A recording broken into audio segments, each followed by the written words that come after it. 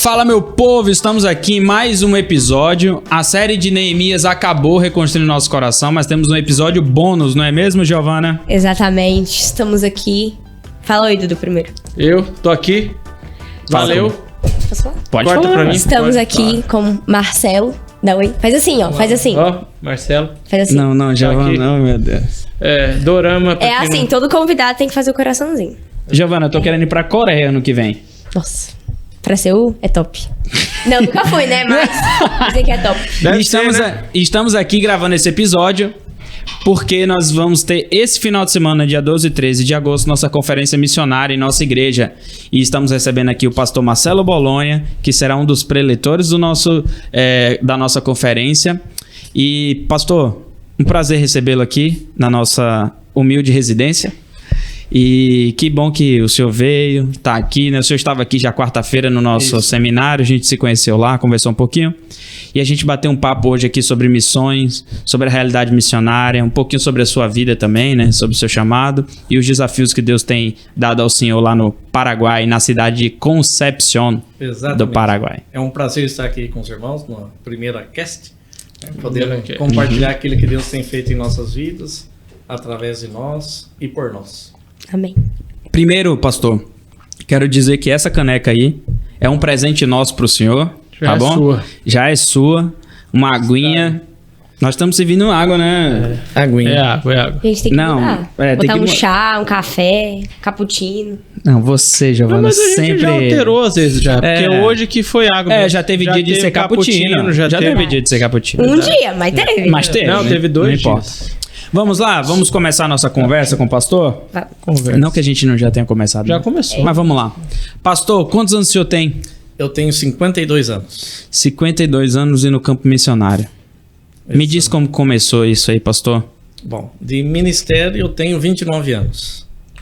É quase o mesmo tempo do Aloysio, né? O Aloysio É. tem 32. Isso, né? Quando eu entrei no seminário em 1990, com 18 anos, o Aloysio estava saindo. Ele estava formando em 1990, Com 22. com 22. É uma... Cara. Hoje em dia mudou muito o perfil, né, pastor, de seminarista. Mudou muito. Né? É interessante isso, né? Hoje em Algum- dia... Eu não sei fazer avaliação, mas muitos já têm a sua primeira faculdade, depois vai para o seminário. Eu entrei com 24, já tinha a minha primeira faculdade. Então, tenho Inclusive, percebido- o Aloysio só deixa sair pro seminário se tiver uma faculdade.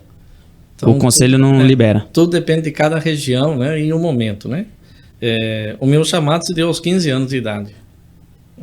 Uhum. Eu estava jogando um time de futebol, no Jimirim, que é perto da minha cidade. Que é um time famoso de São Paulo. Exatamente, Um que Jimirim legal, foi né? conhecido numa época como Carrossel Itapira, que tinha o Rivaldo, o Leto, né? Cara, Olha é só. verdade, o Rivaldo. Então, eu era da categoria de base ali deles, né?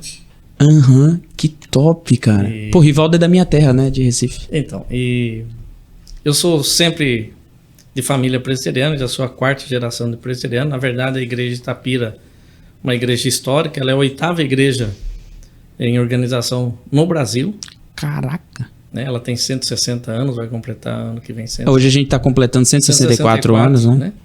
E ela foi fundada pelo missionário Eduardo Lene na casa do meu tataravô. Caraca, o Eduardo Lene. Exatamente. A gente estuda esse cara no seminário, Pregou né? lá o Chamberlain, Zacarias de Miranda. Então eu tenho cópia de livros da Atas, né?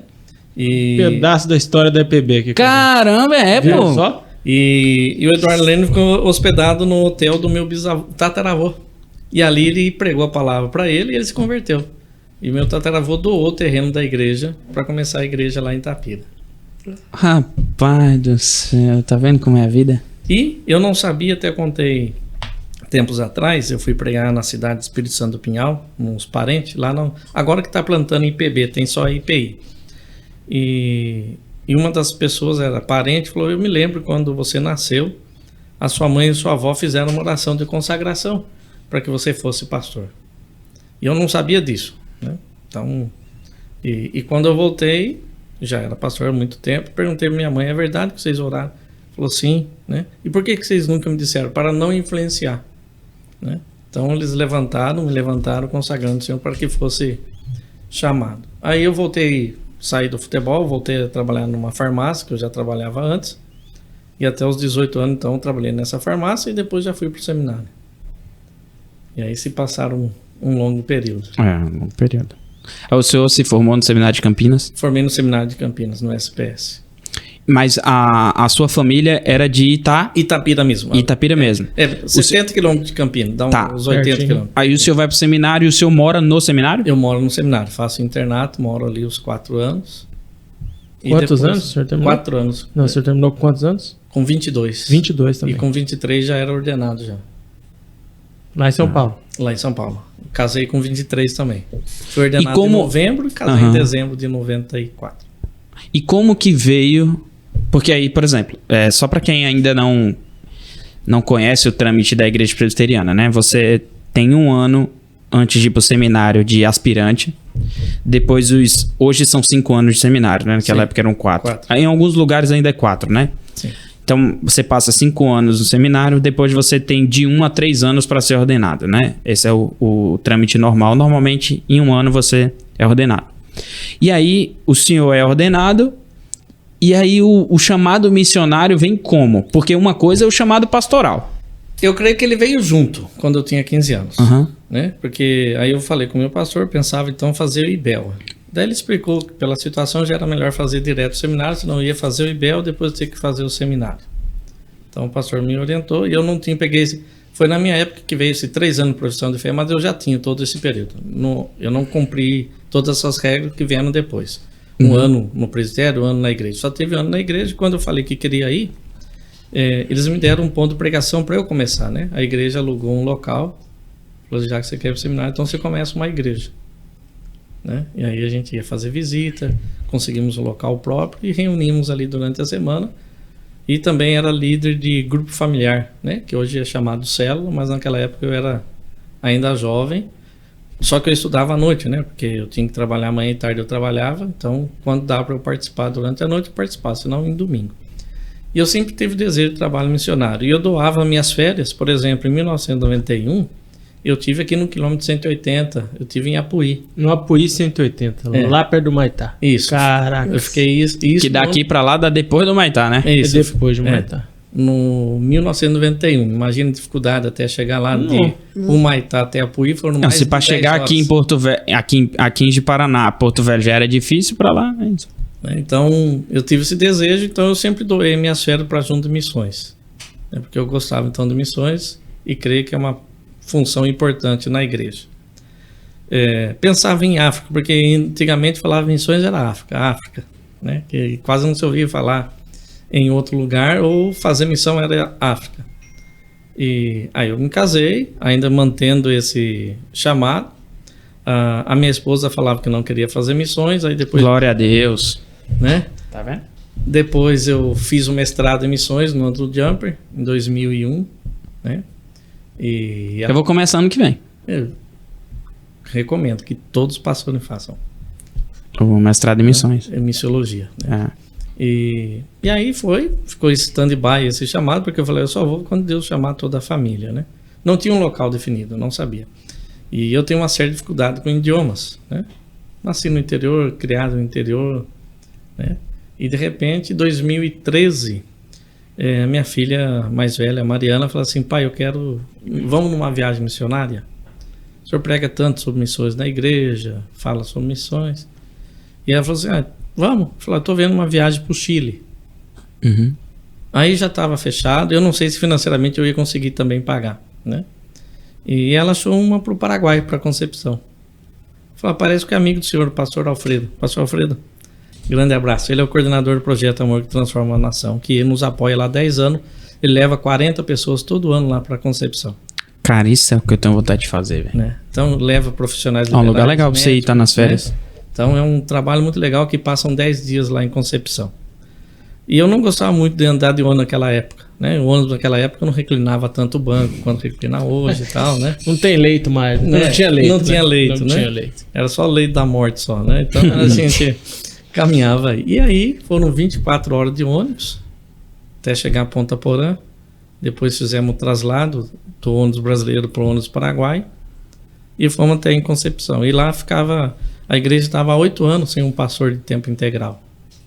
Não tinha pastor muito tempo ali em Concepção. E eu fiquei os 10 dias. Na hora de sair, as pessoas vem para cá e tal. E eu trabalhava numa igreja, São João da Boa Vista. E eles falaram, quantos pastores tem na sua igreja? Eu falei, tem 3 pastores, né? Eu falei, então, e aqui a gente não tem nenhum, né? Por que você não vem pra cá? Pegou, cara, coração. Né? E aí isso ficou na mente. Aí, isso foi em julho, a viagem missionária. Em setembro, minha esposa chegou e falou assim, não aguento mais você e a Mariana falando do Paraguai, você quer ir pra lá? Eu falei, quero. Eu trabalhava, era professor também de filosofia numa escola particular, pastor numa igreja, comuniquei à igreja que ia sair fim do ano, tudo. Colocamos nossas coisas às vendas. E dezembro, 28 de dezembro de 2013, eu estava mudando para Concepção.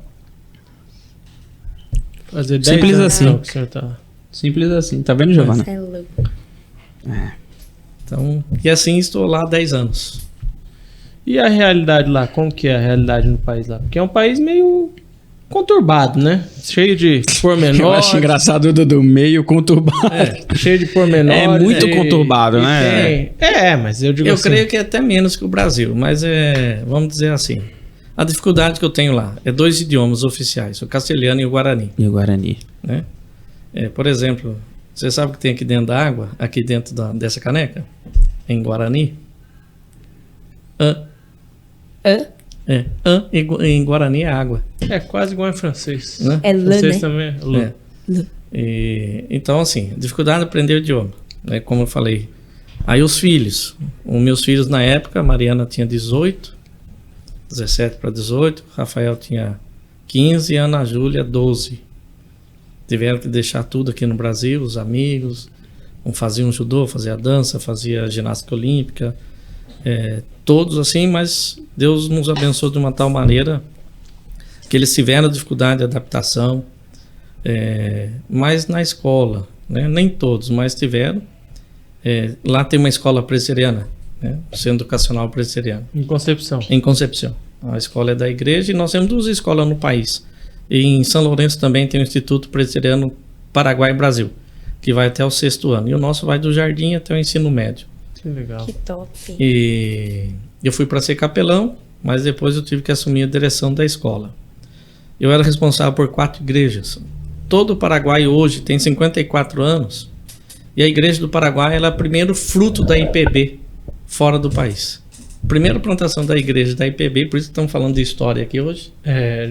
Foi no Paraguai. Foi no Paraguai, pelo missionário reverendo Evandro Luiz da Silva e a dona Lourdes. Tem 54 anos de trabalho da IPB lá? Tem 50. Quando ele chegou lá, a gente comemora a data assim como o Simon chegou, Sim. 12 de agosto de 1859, a gente comemora a data que ele chegou. Entendi.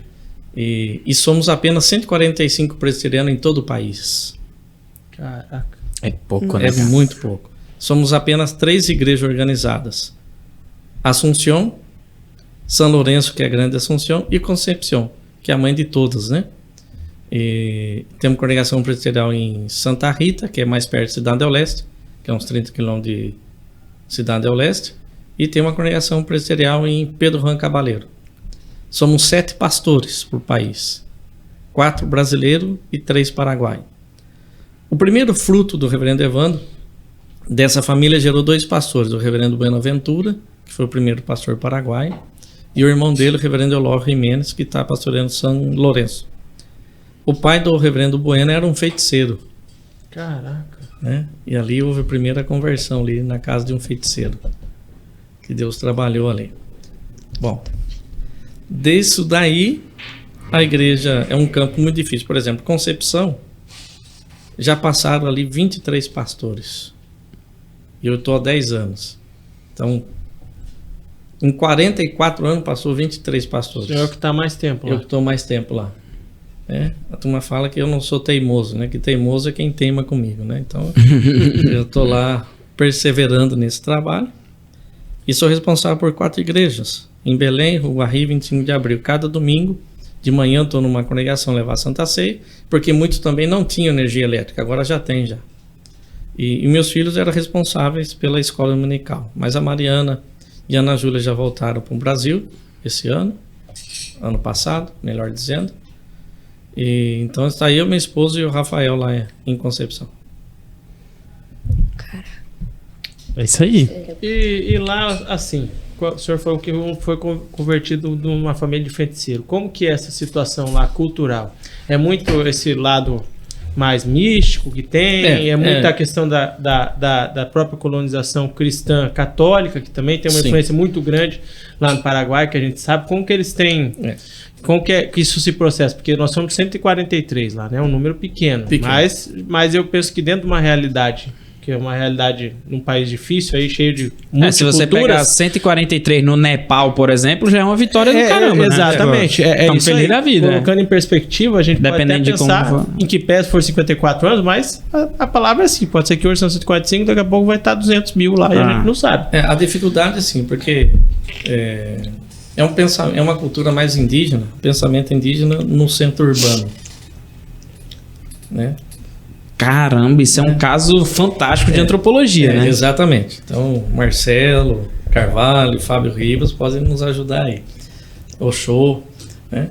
Mas a gente vê assim também essa dificuldade. O Paraguai tem uma dificuldade de falar não, mas tampouco ele tem uma dificuldade de assumir compromisso. Então, hora de renúncias, de sacrifício para o evangelho, aí muitos se afastam da igreja.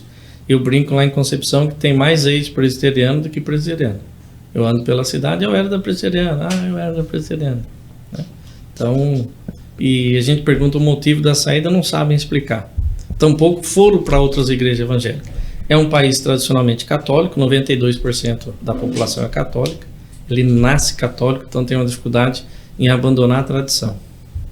É um país bem tradicional, questão de ideologia de gênero, aborto, essas coisas. Culturalmente é um país mais tradicional. E até pouco tempo atrás, para fazer parte para ser presidente da República, na Constituição dizia que tinha que ser católico. Caraca. Não podia ser membro de outra igreja. Não. Interessante. Mas isso foi retirado da Constituição? Foi tirado. Agora é um país laico, na teoria. Na teoria, entendi. Caramba, eu fiquei encucado com esse negócio da antropologia agora. Porque é um pensamento mais cíclico, né? Nós, assim, temos mais um pensamento linear, demos sequência. Lá não. Então, até a mensagem ela tem que ser diferente. Isso demorei um pouco para aprender também. Apesar da experiência pastoral, eu achei que estava abafando, né? Aí os irmãos não estavam entendendo nada. Porque tem muito dessa cultura indígena dentro da sociedade. Né? Exatamente. Antes do senhor... O senhor falou que tinha 15 anos, né? Quando teve o seu chamado. Isso. O senhor fez alguma viagem missionária? Não, nenhuma missionária. Mas meu pastor pregava muito sobre missões. Meu pastor falava muito. Na cidade a gente saía entregar folheto, sou da época que fazia culto em praça ainda, né? Então a gente ia na praça. Os conjuntos da UMP e da UPA, a gente ia muito nas escolas fazer evangelismo. Levava equipamento de som. E ali um dava testemunho, pregava, e o pastor fazia a gente pregar. Não é que ele pregava, ele fazia o jovem e o adolescente falar ali. Que top. Né? Eu lembro também, uma vez que ele pôs um papelzinho no meu bolso, que era o dia de finados, e eu não li o papel. Então, quando o seu pastor colocar um papelzinho no seu bolso, leia. Né? Ele escreveu assim, você vai pregar hoje. E chegou lá no cemitério, ele falou assim, eu passo a palavra para o irmão Marcelo, né? Que eu trazer a mensagem, né? Eu não tinha preparado nada, né? Deixa o Espírito Santo guiar. Aí eu falei, o que eu vou fazer? Eu sou meio maluco, né? Aí eu subi em cima de um túmulo. Meu Deus. E falei assim, bati nesse túmulo, assim, esse homem aqui tá no inferno. Né? E todo mundo me olhou, né? Aí eu fiz a pergunta retórica, ou no céu? Né? Já emendou. Já. Para não ficar tão... pesado. Né? Então, e aí... Ele falou, Marcelo, você tem uma veia aí para evangelismo, um trabalho missionário aí. Né?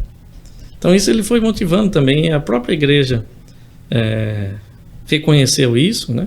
Então isso é muito importante, o pastor tem um olho ali nos irmãos da igreja, ver as habilidades para estar trabalhando na igreja. Mas eu acho que isso daí é tudo como é tudo na vida, né? O despertamento você tem no momento, o chamado, você tem a centelha lá, alguém acende a centelha no seu coração de alguma coisa, e depois, quando aquilo tá tudo viável, tá pavimentado, você vai, né? Foi o caso do pastor, ele ficou desde os 15 anos, ele já sentia essa vontade de fazer missão, quando chegou 2013, falou, agora o terreno tá preparado. É igual aquele relato que eu fiz do filme dos 10 Mandamentos, né? Que Moisés cresceu na cultura egípcia até os 35 anos. Ele entendia que ele era o rei da cocada. Ele precisava ser muito quebrado, né? Deus precisava ser educativo ali, pedagógico. Com ele para falar, ó, agora o barro tá pronto para montoleiro. Na hora que ele quebrou tudo, falou agora. E é muito na vida assim, às vezes a gente não precisa desse quebrantamento do ponto de vista espiritual, que a gente nasceu na igreja, muitos de lá é presbiteriano, eu também, minha família há muito tempo presbiteriano, só que às vezes as coisas elas têm que estar alinhadas em um determinado momento para você poder ir, né? Não adiantava você falar, vou tentar bater no Paraguai em 1994, deve ser muito mais difícil que 2013. Com certeza. Não, tá doido? Se aqui em 94 era difícil, em Rondônia, o Linhão chegou em Paraná em 94. A linha de energia. Até às 10 horas parava a energia aqui. Isso que era gerador. E poucas casas. Lá em casa a gente tinha um gerador Honda, a diesel, enorme. Pouca gente tinha. Enquanto todo mundo da vizinhança ficava apagado, dava 10 horas da noite, a única casa que tinha energia era a nossa. O povo assistia televisão lá. Exatamente. Então era um negócio assim, 94, a gente tá falando 94, quando chegou o Linhão. Então imagina como que era no Paraguai. Não. Devia ser muito mais. Então acho que é tudo como na vida é assim. Você tem o despertamento do momento, chega aquele momento, agora tá tudo preparado. O campo tá preparado, eu vou lá e me encaminho. O que eu acho interessante, quando eu ouço o relato, né, de que, pô, lá tem 150, porque como é um lugar que teoricamente é próximo, sim, ali daquela região de Campo Grande, São Paulo, que é onde tem muita gente com chamado, né? Muitos pastores saíram daquela região e hoje estão em vários lugares do Brasil. É interessante como que a galera não foi pra lá, né? Como que eu sei que em Ponta Porã é fronteira seca, mas como a gente conhece Paraguai mais por Ponta del Este, né? Isso, Ponta del Este é Uruguai, pô. Cidade del Este. Ali a gente fala, pô, só atravessar a ponte, né? E parece que o evangelho não atravessou a ponte, né? Então, e atravessou. A igreja de Foz do Iguaçu tentou várias vezes plantar a igreja lá em Cidade do Leste, não conseguiu. Então agora eu estou indo até para São Paulo, faço parte da PMT agora. Eu sou presidente do presbitério do Paraguai, né? Nós só temos um presbitério no país inteiro. Eu brinco que eu sou presidente do Supremo Conselho do Paraguai. Né? Então, verdade. É um fato, é verdade. Isso aí. Né? Então eu estou indo lá assinar um pedido à PMT que envie 5 pastores para o Paraguai, que nós temos algumas igrejas, algumas cidades. Diante dos 54 anos nós fizemos um plano de expansão. Estudamos, oramos, então temos algumas cidades que nós escolhemos, maiores, para plantação de igreja, para daí depois ir para o interior. Ou para cidades menores. Mais ou menos a lógica de Paulo, né? Exatamente. Então nós estamos trabalhando nesse sentido assim. Então nós vemos a grande dificuldade, que ainda eu vejo assim também como um mover de Deus, né? Deus está preparando. E durante muito tempo tentou obreiro, porque não deixou de 23 obreiros ali. Mas não se adaptaram, tiveram dificuldade, enfermidade, foram para outro campo, né? Que nos nossos olhos não foram tão prósperos no Paraguai, mas hoje em outros estão trabalhando muito bem. Então a gente vê assim, a gente sabe que o plano de Deus é diferente do nosso e o propósito dele. E também, pastor, eu já tive a experiência de morar fora do Brasil. Já tive a experiência de conhecer vários trabalhos, Moçambique, Nepal, Índia e outros lugares. O trabalho transcultural não é fácil, não. Não é para qualquer um. A gente acha que uma coisa é eu ir para Paris para passear. Sim. Outra coisa é você ir morar, tendo que evangelizar. A realidade é completamente diferente. Então, assim, por mais que tenha ido vários pastores lá, a gente sabe que a realidade dessa pessoa ficar... Era a mesma coisa como a gente estava falando aqui. Quantos pastores vieram aqui na década de 90? Muitos. Aqui em Rondônia foram embora. Eu conheço uma história, eu não sei quem é. E aí, nem sei se a história é verdadeira ou não. De cara que veio lá do Sudeste... E ficou uma semana? Nem uma semana, chegou quando ele pisou, ele olhou assim, ele mandou já a mudança voltar. Isso daí é real. Eu até conheço a pessoa. Nem quero saber. Quando acabar, você fala. Mas... Você não quer saber, ele fala só pra mim, uai. E assim, informe. E nós estamos falando de Brasil. Eu sei porque eu estava no seminário quando essa pessoa veio. Certo. Ela veio de Campinas. Não, aí você já tá... Não, você sabe por quê? Porque o pastor Robson, que foi pastor lá na primeira, ele veio de Campinas. Não, na verdade, o Robson Gripe, que foi pra Rolim, mas tem o Robson Souza também. O Robson Souza eu não conhecia, o Gripe eu conhecia. Também veio de lá. É porque, pelo que eu sei da história... o Gripe tava aconteceu em que... Inclusive, algum pastor foi lá no seminário de Campinas e fez um apelo. Fez um desafio e veio uma galera de ônibus pra cá. Não foi? Eu acho que foi assim que o Aloysio conheceu aqui. Deve ter sido. Não, Acho mas que eu foi. deduzi porque o pastor do Seminário de É. Campinas, sem É, tentar individualizar. Sem não tentar tentei. individualizar. E outra Não coisa que eu tentei, quero não falar, tentei. quando ele falou de Moisés, eu esqueci de falar. Por exemplo, eu trabalhei lá nessa escola como professor de filosofia para os meus filhos terem a bolsa de estudo. Né? Então eu não pagava a escola e recebia ainda, né?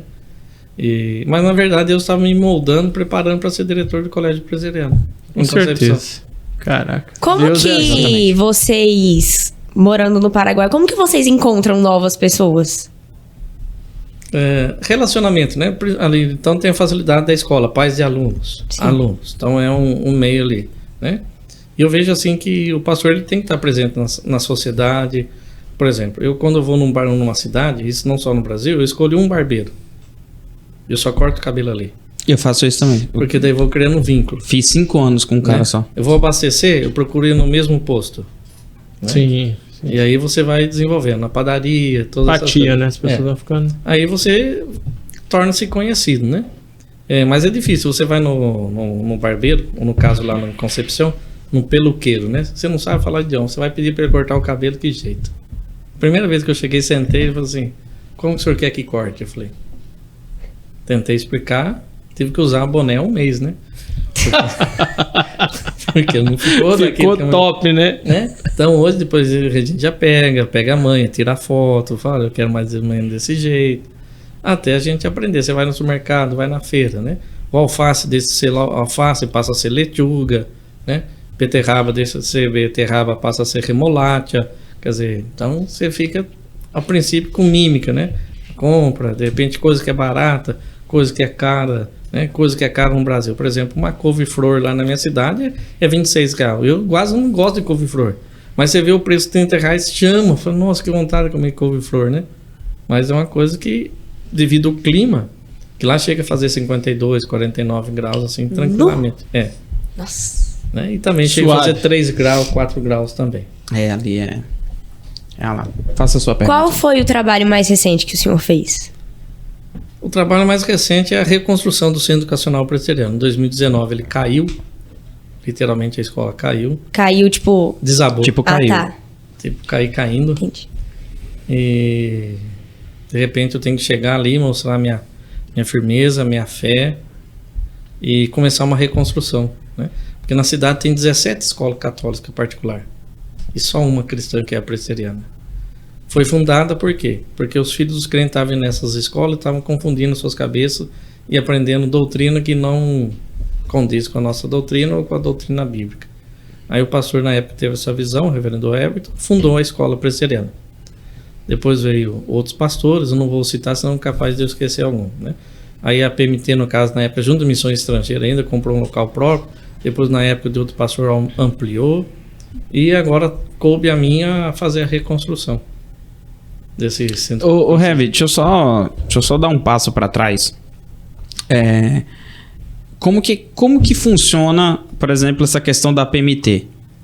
Para eu ser um missionário da PMT, né? Vamos dizer que tem alguém que esteja assistindo que queira fazer missões transculturais, ir para o Paraguai, para o Chile, para a Europa, qualquer que seja o lugar. Isso. Bom, vamos lá. Eu fui sem ser pela PMT, Aham, sim. né? Eu pus a minha casa para alugar e 2 pontos comerciais. Então, 60%, 70% da minha manutenção lá era do próprio bolso. É do próprio bolso. Aham. Né? Eu não tive tempo de sair, tempo de divulgar e buscar parceiros. Então é uma outra necessidade que o obreiro da PMT tem que fazer. Então eu pedi mais assim, mandava carta para os conselhos, muito no óleo, coloca no cesto, né? No cesto arquivo, que é a lata de lixo, e não responde, né? Então geralmente para quem que eu vou pedir? Você ora. E geralmente é amigos, colegas de turno no seminário, olha, estou indo para lá, você não quer ser nosso parceiro? O desafio é esse. E Deus vai sustentando. Então, nesses 10 anos, nunca... Essa é a parte boa de você ir para um seminário grande, né? Exatamente. Isso ajuda muito. Porque eu tinha contato com 27 alunos da minha turma, e cada turma tinha uma média de 30 alunos. Então, nesse período, aí se multiplica por 4, porque primeiro ano, segundo ano, sempre você vai conhecer... O Aloysio sempre bateu muito nessa tecla de tipo, cara, a convivência no seminário, quanto maior for, melhor. Muito mais fácil. Então, não tive apoio de algumas coisas que eu achei que ia ter na época. Por exemplo, eu trabalhava na escola, a escola fez um acordo comigo, falou, não, a gente te manda embora para você receber fundo de garantia e auxílio-desemprego, né? Bom, pensei um salário mínimo a mais já vai me ajudar. Aí eu lembro bem desse dia, porque eu fui lá no INSS buscar esse auxílio. Falou, o senhor não tem direito porque o senhor paga o NPS como autônomo, como pastor. E puxa vida. E eu achei também que o carregador do meu filho, do Xbox que ele tinha, era automático, bivolt, e não era 110, lá é tudo 220. E ele, como adolescente, sem amigo, pai, quero jogar videogame. E eu fui instalar o videogame para ele, estourou. Falei, puxa, eu vou ter que comprar. Aí eu chego lá no shopping China para comprar, faltando 10, 15 minutos. O segurança falou assim, o senhor não vai entrar. Eu falei, mas falta 15 minutos. Não, é norma. E eu já querendo brigar na primeira semana que eu estava no Paraguai. Eu falei, meu filho está lá, mora em Concepção. Por favor, pede para alguém comprar, eu dou dinheiro, só preciso desse transformador. Porque só vou vir no outro mês, ele vai ficar mais um mês sem poder, não tinha amigo até se adaptar. Falei, eu preciso. Falei, não. Aí a tristeza, raiva. Chegando em Concepção, eu bato o carro, né? O cachorro entra na minha frente, aí eu tive que chegar lá. Então, sem condição de arrumar carro, aí tive que andar de moto, emprestar moto. E lá é muito comum moto, anda 2, 3, 4 na moto normal, sem capacete. Lá não é obrigatório o capacete, né? É obrigatório, mas não é obrigatório. Então, vamos dizer assim, está na lei, mas não se cumpre a lei. É igual cinto no Brasil, todo mundo sabe que tem que usar, mas ninguém usa quase. No estado de São Paulo tem que usar muito sim, senão... Não, aqui também, mas o povo não usa. Então, assim... aí a minha filha foi assaltada em frente à igreja. Todo mundo falou que não tinha problema de assalto lá, que é uma cidade tranquila. E o rapaz chega falando em Guarani, ela, né? Sim. Ela só percebeu que era assalto porque viu a arma na cabeça dela. Nossa. Aí ela entregou a Bíblia e os documentos, tava tudo numa bolsa. Aí a gente vai na polícia, a polícia não tinha condição de ter carro, aí teve que procurar o bandido no meu carro. Né? Então, Meu Deus do então céu. você começa a enfrentar umas dificuldades. O senhor já pensou em desistir em algum momento? Várias vezes. O que que trouxe o senhor de volta? Tipo, não. Deus. Eu fui por lá por Deus, só vou sair lá por Deus. É isso que eu falo. E o Chum até falou aqui, né, naquele dia. Se a motivação for o paraguaio, qualquer outra coisa, o cara vai embora. O cara só fica se a motivação for Deus. O cara não fica cara, nem é Paris. sério. Nem Paris não, ele fica. cara. Não fica. Não tem é muito BO, pô. É muito BO. É muita humilhação. É muita frustração. Bicho, quando eu falo muita...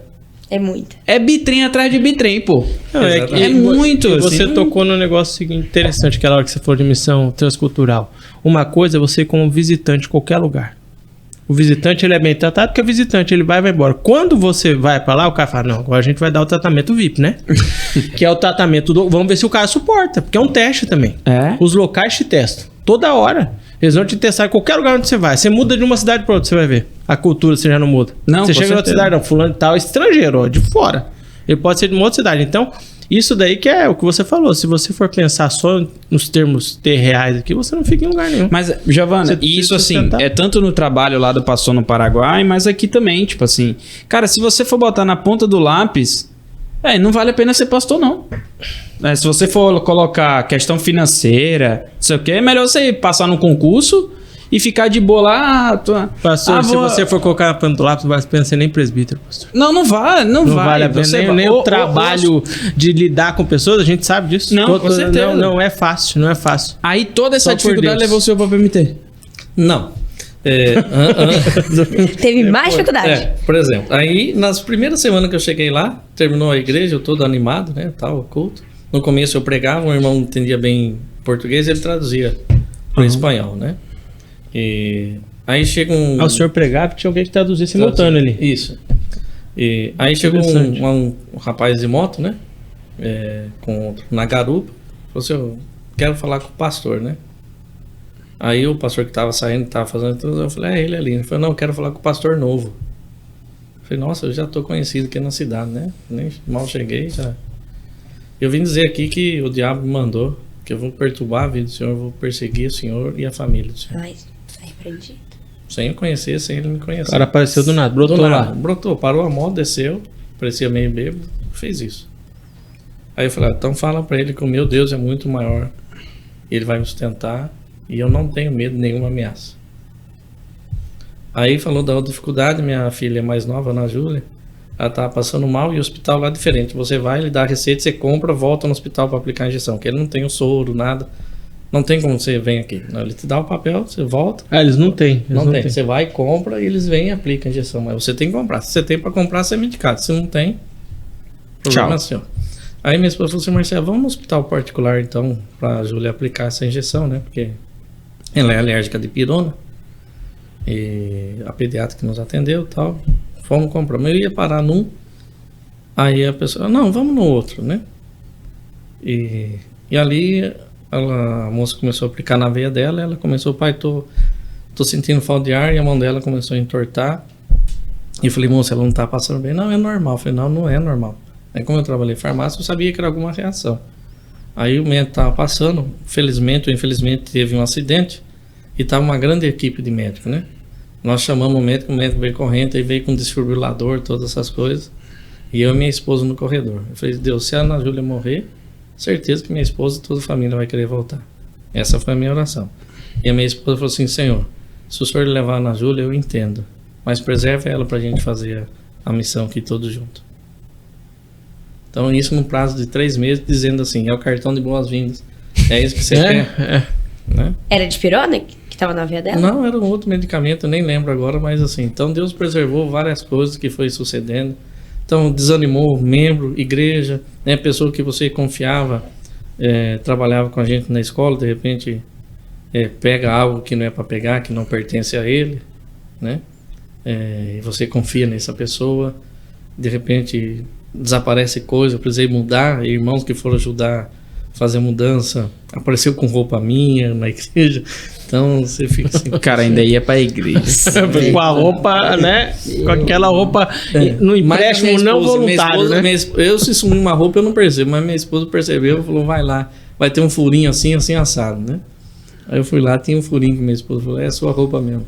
Nossa. Né? E você tem que pregar, assim amar esses irmãos, né? Então a motivação é Deus. Tipo assim, mesma pergunta que eu fiz pro Chum, eu vou fazer pro senhor. Atualmente, qual que é a meta do senhor? Que o senhor... A meta é eu conseguir terminar a escola e pagar uma dívida da escola. Nós, como igreja, conseguimos obreiros para lá. Então, assim, a escola caiu. A reforma não terminou ainda. Não terminou. A gente precisa de muita coisa para a reforma. Mas houve um problema que eu não posso detalhar aqui, né, onde supostamente, eu quero dizer supostamente, um professor tocou... seria como abuso sexual que fala, né? Nas partes íntimas de alguns alunos, né? Supostamente. E isso fez eu perder 30 alunos de um dia para outro. E a gente tinha uma meta de 150 alunos, de repente caiu para 115, e o meu orçamento eu precisava de 147 alunos para ficar no dia. No zerar, né? No zerar. Então agora a gente está no prejuízo, né? Então tivemos que fazer empréstimo para pagar ano passado 13º, outras coisas. E nós estamos numa fase de recuperação da escola, tanto confessional e outras partes também. Então, nós precisamos mais alunos para o próximo ano. A minha meta sempre foi atingir 300 alunos. O máximo que eu consegui foi 275 no ano da pandemia. Caramba. E depois voltou a cair. E a escola caiu em novembro de 2019. Em março de 2020 veio a pandemia. Então, foi dificuldade em cima de dificuldade. Mas nesse período de 3 anos de pandemia, Deus enviou pra gente mais de 250 mil reais para reconstruir a escola.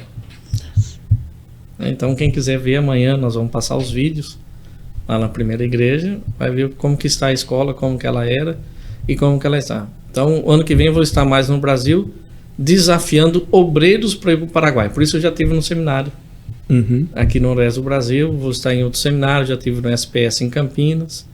Então eu preciso desafiar obreiros e buscar recursos para a igreja. Nossa. E qual que é a dificuldade, por exemplo, que o senhor tem encontrado de achar esses obreiros? Primeiro ponto, o obreiro tem que ter o seu salário. Nenhuma igreja do Paraguai consegue manter o seu pastor. Então Pronto, já ferrou tudo. Então, se você é pastor presidente, você sabe. Se eu ponho assim, eu tenho um campo aqui, vai aparecer 6 pastores. Tenho 2 vagas. Apareceu muito pastor.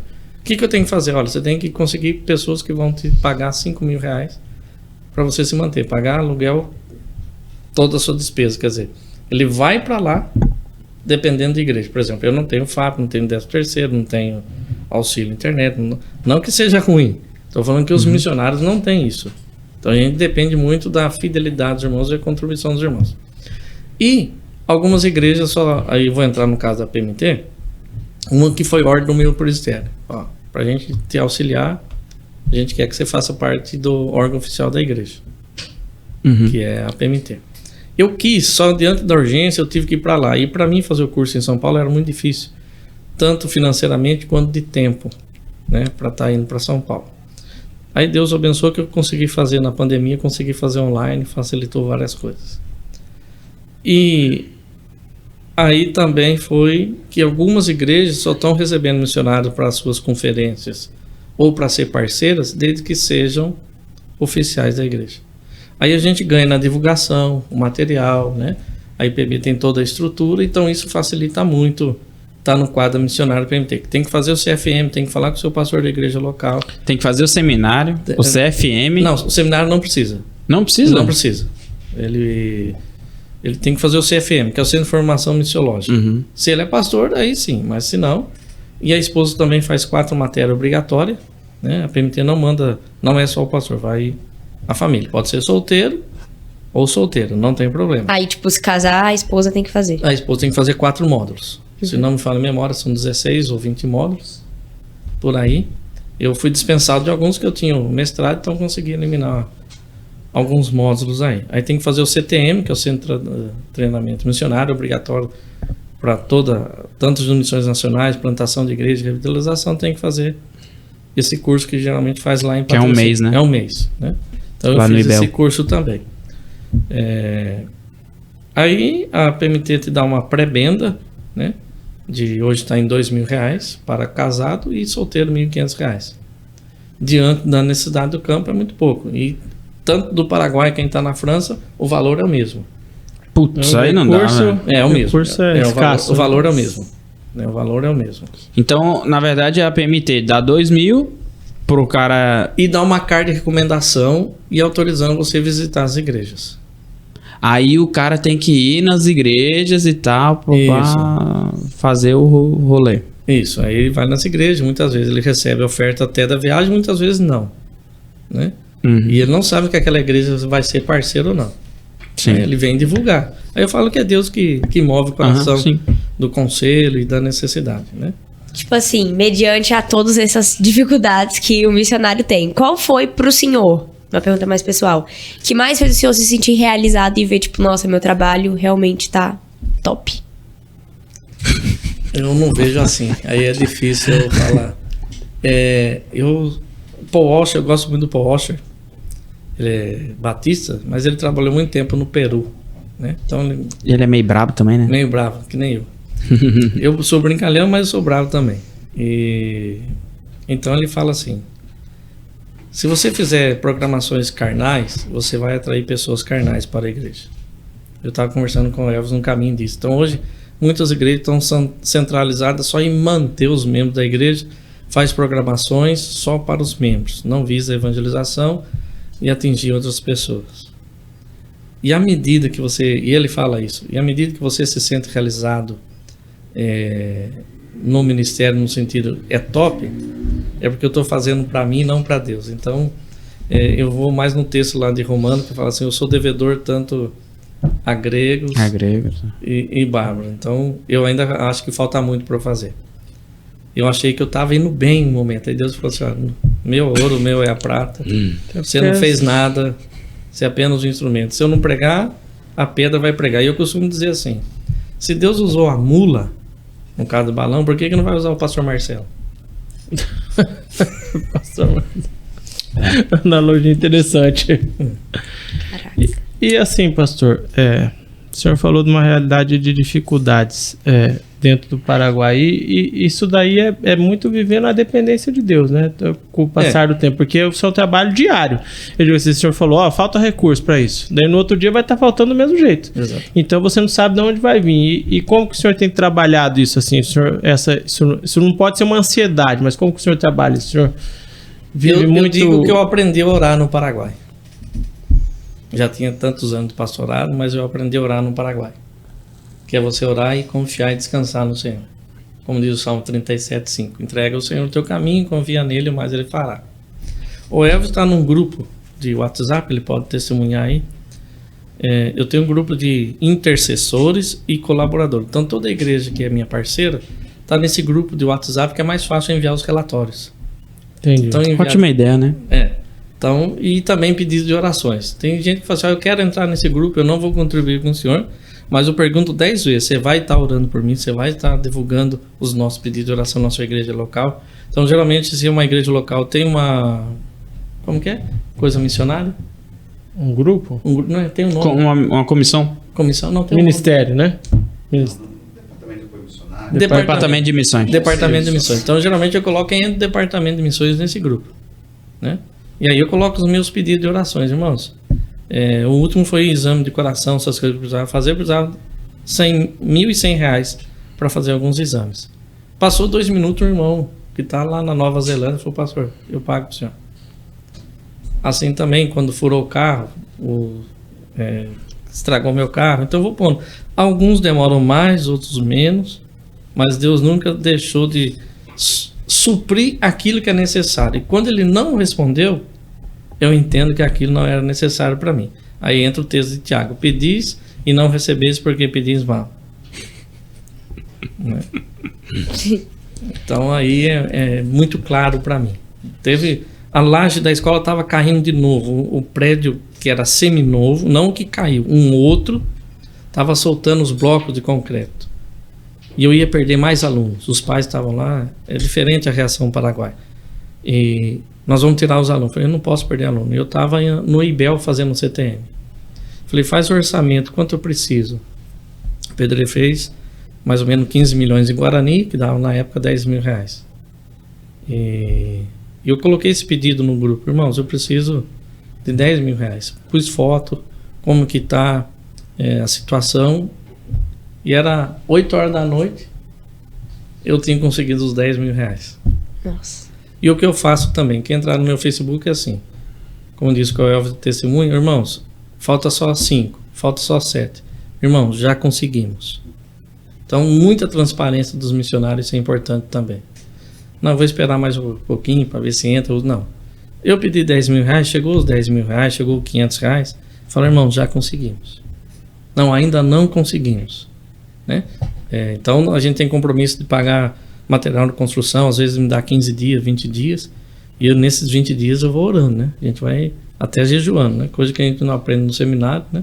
Uhum. Aí vai da vida pessoal, uma coisa que quase a gente não fala, a importância do jejum e da oração. Porque a gente pensa que oração é uma lista de supermercado, você vai lá e pede tudo para Deus. E é o contrário, é você escutar Deus.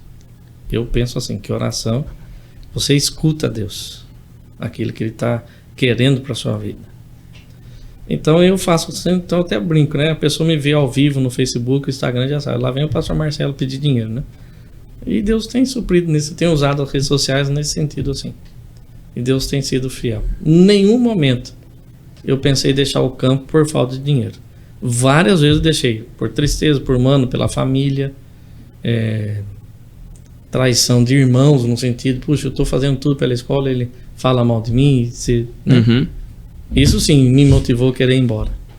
Mas não outra parte financeira, jamais. A gente tava aqui no podcast, na igreja, pregando em Neemias. E o que a gente sempre falava em quase todo podcast é que o cristão, a maior dificuldade dele é acreditar que Deus vai suprir as necessidades e não conseguir descansar em Deus. O senhor entrou numa coisa que eu sempre falo também aqui no podcast, que a gente precisa, tudo que a gente faz na vida, a gente precisa ter verossimilhança. Não adianta eu falar alguma coisa para os outros e eu não viver aquilo. Exatamente. E a grande dificuldade do cristão moderno é esse exercício da fé, eu vejo. Porque a gente está muito fiado, hoje a gente vive uma realidade, às vezes, confortável. Você está muito fiado no trabalho que você tem fixo, daí o contato, igual nós estamos em contato com o senhor, mostrar como que é viver na dependência de Deus, provoca um choque nas nossas vidas. Porque a gente vê que a gente está vivendo errado, muitas vezes. Tá vendo, não a dependência a gente está vendo a dependência do meu trabalho, do meu emprego que eu tenho, meu cartão de crédito. do meu cartão de crédito, da minha base familiar, porque daí o que o senhor falou, o senhor está lá distante de todo mundo, aqui às vezes a gente está perto de todo mundo, é muito mais fácil. Então se acontecer alguma coisa, tem para quem recorrer, né? Esse exercício aí é importante. Quando a gente entrevistou o Chunta, entrevistando o senhor, é isso daí. As pessoas têm que pensar isso. Se a gente começasse a viver mais isso, Deus ia fazer tão grandes coisas, né? Eu fico pensando, eu sempre gosto de associar muito, trago muita coisa cinematográfica aqui. Tem um filme que fala sobre a vida do Steve Jobs, né? Não a parte espiritual dele, mas ele estava conversando com um cara que ele tinha já se desentendido com ele. Daí no outro dia o cara foi tentar se reconciliar com ele. E ele falou, por que você aniquilou aquele meu projeto? Ele falou, aniquilei aquele seu projeto porque você pensava pequeno. Você poderia ter pensado dessa maneira. O cara falou, nossa. Ele falou, imagina o que nós não poderíamos ter feito junto. Eu fico imaginando, né? Imagina o que nós não poderíamos realizar se a gente cumprisse evidentemente o que a palavra de Deus fala. De viver na dependência. O que nós não podemos fazer até em termos de missão. O senhor está falando aqui, o senhor trouxe luz um negócio importante. As pessoas acham que missão é só contribuir. Tem que ter oração também. O senhor falou, grupo de intercessores. Quanto é importante? Você imagina quantas vezes você está precisando de uma oração e as pessoas estão lá. A gente precisa ter esse múltiplo. E também outra situação que o senhor ventilou também muito interessante. As pessoas acham que a contribuição dela é muito pequena. Qualquer contribuição contribuição é importante. É isso que é importante as pessoas pensam. Hoje a gente está aqui até um alerta. Meu irmão, você quer dar R$15, R$30? Doe. Então, vai ajudar, vai chegar. Mas vai um conselho aos missionários também. Ore pelos seus irmãos, né? Tá aí o Elvis. Então, todo começo de mês, eu pego meu telefone e ligo para as pessoas mais próximas, parceiro, e ligo. Quero fazer uma oração com você e faço telefone, oração via WhatsApp, né? E às vezes um telefonema que você dá para o missionário vai ser importante também para ele. Às vezes ele está passando uma dificuldade. Você ligar e falar, irmão, eu queria orar por você hoje, tá bem? Vamos orar. Então isso também tem fortalecido também, né? Porque a pessoa se sente lembrada, confortada, não só pelo amigo, mas também pelo próprio Deus, que enviam pessoas para cooperar. Assim como Paulo que fala, João Marcos não me era útil. Não, agora João Marcos me é muito útil, né? Então a gente vai vendo arrumou uma confusão danada por causa do tal do João Marcos. Depois não quero João Marcos. Não quero João Marcos aqui. Então a gente vai vendo aí exemplos bíblicos, né, da importância de ter parceiro, como um Barnabé, um amigo, né? E geralmente pastor já tem pouco amigo, e missionário menos ainda. Pastor, tem uma pergunta. E essa pergunta é uma pergunta mais institucional, vamos dizer assim. Nós aqui na igreja, nós estamos, que nem eu falei, né? Eu tenho uma paixão por missões, assim, vivi missões um pouco, conheço um pouco da realidade do missionário, do dia a dia, essas questões antropológicas, transculturais, etc. Mas eu tenho por mim de que Deus não me chamou muito para esse negócio de missionário, né? Exatamente. E aí, eu tento entender, a minha interpretação daquilo que eu venho ouvindo de Deus é de que Deus me chamou para ajudar esse pessoal. Então vamos corrigir. Você não vai ajudar, porque você ajuda qualquer pessoa. Você vai ser parceiro. Isso, parceiro. Ótimo, melhor esse termo. Eu quero ser um parceiro de missões, né? Isso. Se um dia o senhor chegar para mim e falar assim, Pastor Caio, é o seguinte, eu tô precisando de alguém para vir aqui passar uma semana para dar uma aula de não sei o quê. Eu falo, beleza, pastor, nisso, daqui 2 semanas eu vou. Eu tô com um irmão, eu nem conheci pessoalmente, porque ele já chegou lá.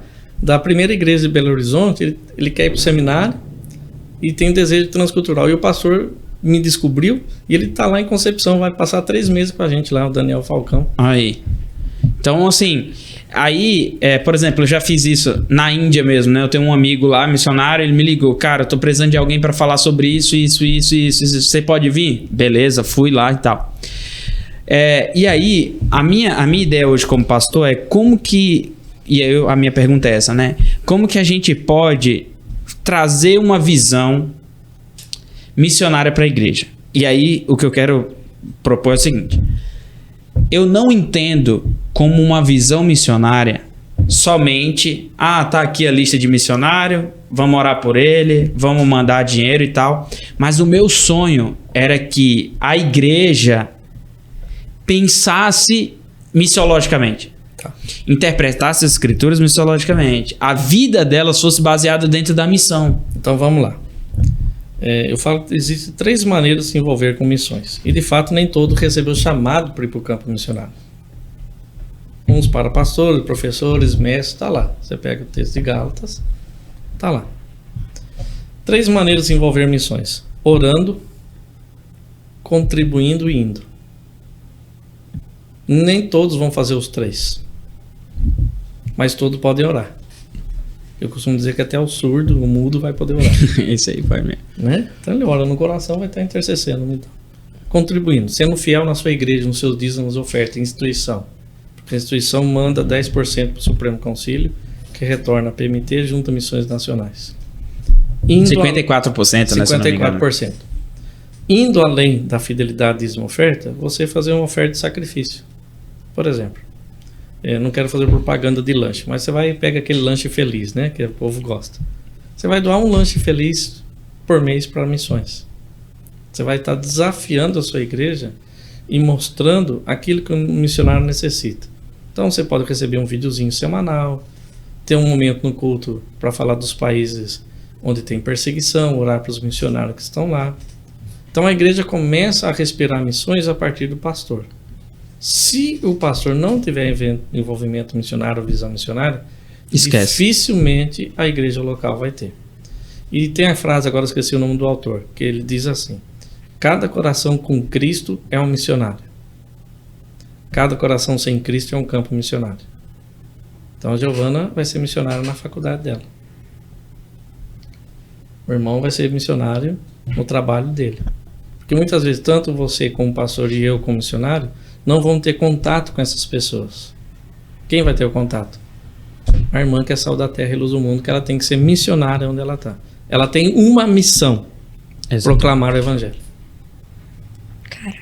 Exatamente. O senhor acha interessante promover viagens missionárias? Que o senhor falou do... Como que é? Muito importante, viagem missionária. Muito importante. Você vai respirar missões 10 dias, você vai ver um pouco da realidade, do sofrimento, você vai experimentar um outro idioma, uma outra cultura, uma comida.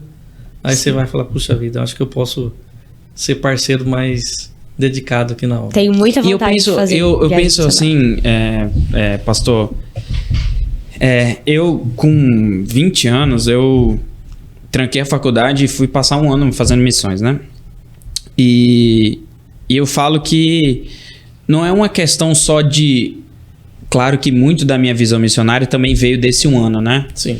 Mas muito também veio da visão do Aloísio, de a gente conviver muito com missionário e etc. Mas para mim, o que foi mais fantástico daquele ano não foi que hoje eu sou um pastor que pensa em missões, que quero contribuir com missões, né? Então hoje a nossa igreja, por exemplo, quando eu cheguei na igreja em janeiro, a gente ajudava um missionário. Vocês eram parceiros de um missionário? Isso, nós éramos parceiros de ter que melhorar essa minha nomenclatura. Porque ajuda, até lá o senhor vai falar, ou a Mônica, né, trabalha muito com isso. Você ajuda uma pessoa na rua. E ajuda uma vez só, né? Uma vez só. Agora, quando você é parceiro, você é sócio dele, quer dizer, eu estou representando a IPB lá no Paraguai, não é? Pela PMT, eu sou um pastor presbiteriano lá. Sim. O que eu fizer de bom e de ruim, eu estou representando a IPB e a primeira igreja presbiteriana de Ji-Paraná, quando a gente se torna parceiro.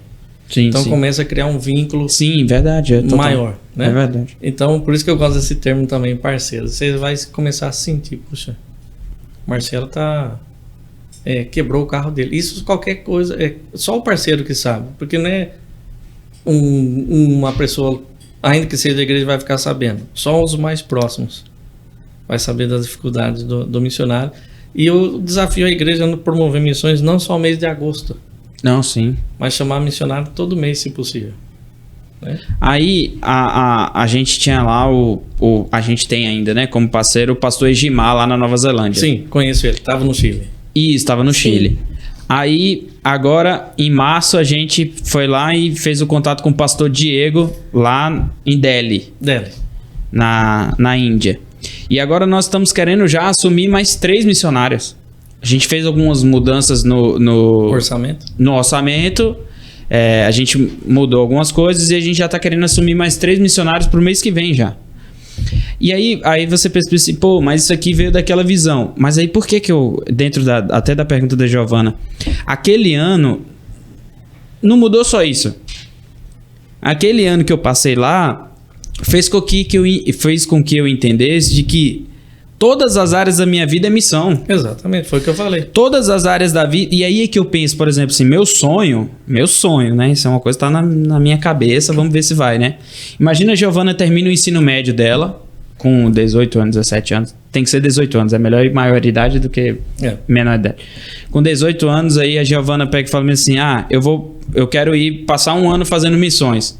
Cara, imagina se a igreja falasse bem assim, pô, a gente tem uma jovem da nossa igreja, uma adolescente da nossa igreja querendo ir fazer missões, e ela vai ter uma experiência com Deus muito maior, ela vai ter uma visão de missões, ela vai ter uma missão do trabalho, da importância da igreja.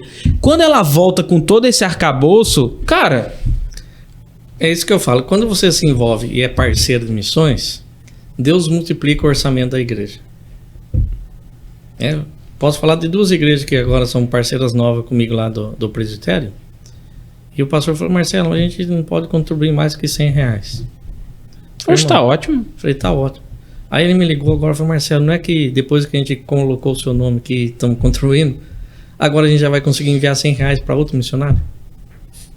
Porque os irmãos vão interessando. Como que tá lá? Sim. O que tá precisando? Então, tendo sempre algo, o próprio Deus, que é o dono da seara, ele vai multiplicar e abençoar. Então, isso que é importante.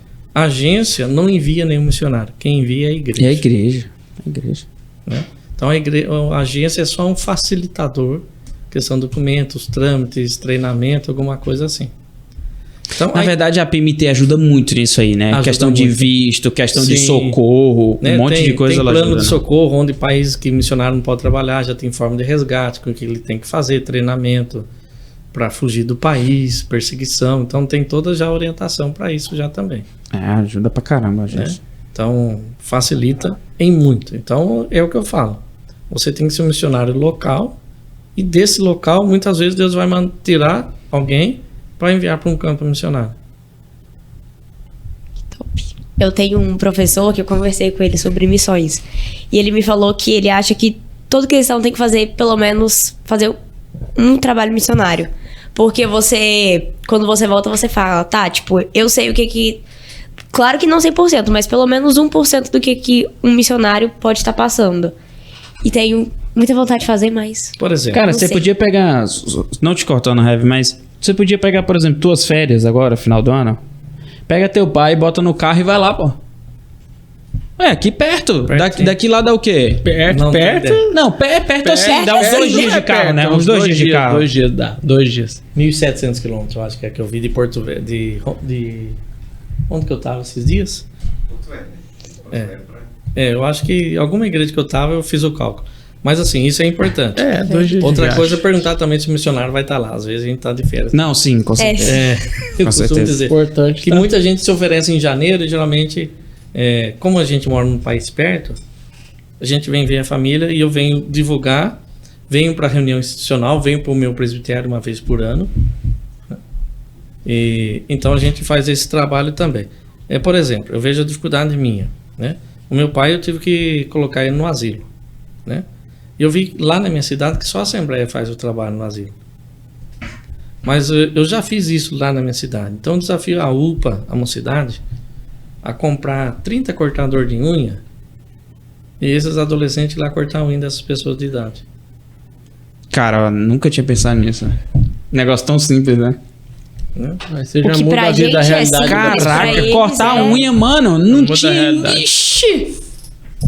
Entendeu? Tá vendo? Essa é a perspectiva que eu falo. Quando a gente tá envolvido com missões, a gente tem muito mais esse status que parece tão pequenininho, mas que faz uma diferença tão grande. É que nem o senhor falou do cortar o cabelo, né? Quando eu morei na África do Sul, a maior dificuldade que eu tinha era cortar cabelo. E todo brasileiro que mora fora do Brasil, se não encontra um brasileiro pra cortar, Corta eles mesmos. a maior dificuldade de todo mundo é você achar um lugar. A mulher vem... eu conheço missionária que só vai pro cabeleireiro quando vem pro Brasil. Exatamente. De 2 em 2 anos, de 3 em 3 anos. Porque lá não consegue. Não consegue. Então, assim, eu sei que aqui quase não faz inverno. Mas tem gente que gosta de fazer. Minha avó fazia missão, olha pra você ver. Minha avó já era aposentada, ela tricotava sapatinho de lã para mandar para o Hospital do Câncer. Então ela juntava 100, 200 sapatinhos no ano. Nem todos da igreja tricotavam, mas muitos compravam um novelo de lã e davam para minha avó e para a avó da minha esposa. Então, por exemplo, você pega cortador de unha, um esmalte. Você vai lá, pinta a unha das velhinhas. Muda o dia da pessoa. Ou só você chegar pra conversar com aquela Conversar, pessoa. porque ela vai lembrar do neto dela, ela vai Sim. contar alguma coisa. Então a gente Muito. perde. Então, tem uma creche aqui? Certeza que tem. Então você vai lá, passa um dia, uma brincadeira. Porque a gente só faz IBF com os nossos filhos. na igreja local. Então vamos lá fazer uma IBF lá num lugar mais carente, alguma coisa assim. Sim. Nós já demos 1 hora, então a gente precisa caminhar pro final. Posso? Uma última pergunta minha pro senhor. Que mensagem... Que foi, boy? Tá com coisa na tua unha aí, boy. Tá batendo. Desculpa. Que mensagem que o senhor gostaria de deixar pros jovens? E aí depois o senhor já caminha pra... A mensagem que eu gostaria de deixar para os jovens é: leia a Bíblia, faça oração. Você é sal da terra e luz do mundo. Você tem um chamado de Deus. Não desperdice a sua mocidade, né? Lembra do teu Criador no dia da mocidade, né? Dê aquilo que você pode para a obra do Senhor. Isso daí tá valendo pra todo mundo. Ler a Bíblia, tá orando. Todo mundo não tá lendo muito e orando também tá difícil ultimamente. Tá valendo pra todos. Mas é isso, vamos caminhando pro final. Pastor, muito obrigado. Eu que agradeço. Se o senhor gastar um tempo aqui. Câmera 2 ou câmera 2? Central. E agradecer a vinda do senhor aqui. Que o senhor seja a bênção pra gente ali na conferência. Amém. Quem tá vendo, a conferência já aconteceu. Então, já assim, aconteceu. se não foi, Então, Perdeu. choices. Não foi. Perdeu. Verdade. E aí, esse assunto é um assunto que eu fico sempre pensando, né? Eu acho que, pastor, eu falei isso um pouco com o Shun e eu queria falar novamente. Eu acho que uma das coisas mais difíceis hoje do nosso tempo é a gente abdicar de alguns prazeres em nome da missão. Todo mundo quer comer aquela pizza. Inclusive, eu acho que a gente vai comer pizza hoje à noite. Ótimo. Mas E a a gente pizza é boa. não abdica daquela pizza e fala assim, eu vou pegar esses R$50 e vou mandar pro missionário. Ou então abdicar daquelas férias que o cara vai pra praia e fala assim, não vou pra praia, não vou pro Paraguai. Exatamente. Mas eu tenho tido experiência assim. Muitas pessoas têm ido, pessoas que ofertaram, que foram para lá, desde as pessoas mais simples que têm ido para lá, desde médico ou outros cursos, e lá também pegam na enxada, ajuda a fazer a massa, fazer o reboque, sabe? A pintar. Então a gente vê que ali a gente somos todos iguais e corpo de Cristo. Então tá faltando um pouco essa visão na igreja, que eu faço aqui, outro faz lá, mas somos só um. Como eu disse, eu represento vocês lá. O que tá faltando é a gente conhecer parte do corpo que está espalhado pelo mundo. Nossa, dia 8 de setembro, eu vou pregar lá em Porto Velho sobre isso. Então, Fazendo uma conscientização missionária do coletivo. exatamente. Exatamente isso. Deixa eu falar só um trem que você falou, eu lembrei. O King's Kids, que é um projeto evangelístico, veio pra cá, e uma oração que eles fizeram que eu achei muito top é orar pra calar o nosso eu. Tipo, eu sou um instrumento. Deus, me cale. Eu gosto muito do grupo Logos, né? Eu sou antigo, né? Eles já estiveram tocando ali na igreja, inclusive. Então, não. eu até costumo dizer. Caramba! Logo já. Então, Rapaz. eu gosto muito do Já. mão no arado deles, né? A música, então, pra não terminar, é você bonito. pode editar aí com a mão no arado, né?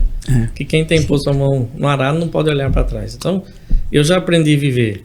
Eu estava comentando com o Elvis, com o Dr. Gentil, também faz muito trabalho missionário. Demais, cara. Gentil. Eu estava hospedado na casa dele. Então, eu já aprendi. Fui uma vez só, né? Tipo um restaurante 4, 5 estrelas, não sei se existe isso.